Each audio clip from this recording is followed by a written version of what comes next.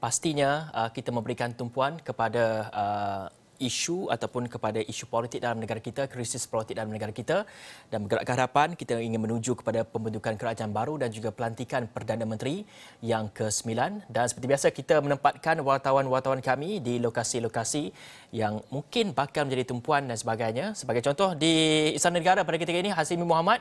Hasimi, mungkin dapat teruskan dengan apa situasi di sana dan juga apa jangkaan-jangkaan di Istana Negara itu.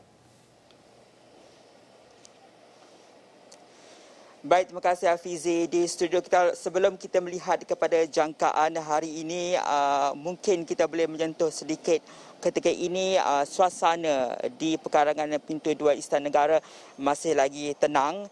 Namun kita nak melihat sedikit kepada naratif politik Malaysia. Siapa sangka ya Hafizi, dalam tempoh 3 tahun, 3 kali perubahan kerajaan berlaku dan 2 kali Istana Negara menjadi tumpuan. Pertama pada Februari tahun lalu dan kedua adalah ketika ini. Dan kalau kita melihat kepada naratif pembentukan Kerajaan Perikatan Nasional itu 24 Februari 2020, Tun Dr. Mahathir Mohamad meletakkan jawatan sebagai Perdana Menteri ke-7 dan 25 dan 26 Februari 2020 yang di-Pertuan Agong telah memanggil semua ahli Dewan Rakyat untuk menghadap baginda mengemukakan calon Perdana Menteri. 29 Februari 2020 yang di-Pertuan Agong telah pun memperkenankan melantik Tan Sri Muhyiddin Yassin sebagai Perdana Menteri ke-8. Dan kalau kita melihat kepada kemelu itu, rangka masa penyelesaiannya sekitar 6 hari.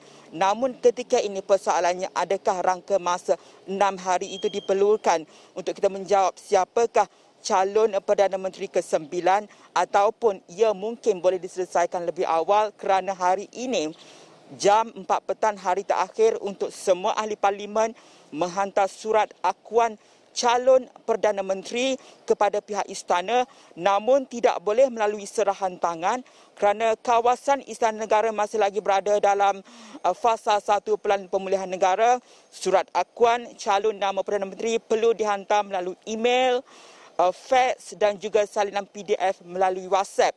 Jadi kita melihat kepada itu Hafizi, ketika ini kita menjangkakan kemungkinan ahli-ahli parlimen mungkin untuk setakat jam ini tidak akan hadir buat masa ini ke Istana Negara mengikut notis yang telah pun dikeluarkan oleh Yang di-Pertua Dewan Rakyat Datuk Azhar Azizan Harun memaklumkan tidak dibenarkan serahan tangan, hanya perlu melalui kaedah-kaedah yang saya maklumkan sebentar tadi.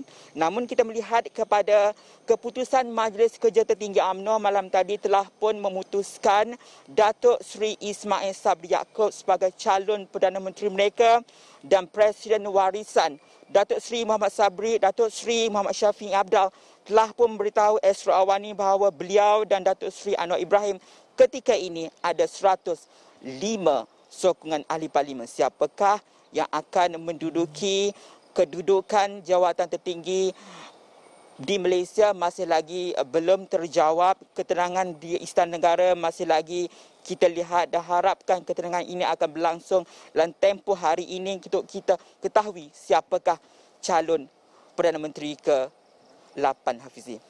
Baik, terima kasih Hasimi atas perkembangan itu dan pastinya semua ini bakal terjawab dalam tempoh masa bermula daripada hari ini dan juga hari-hari yang berikutnya.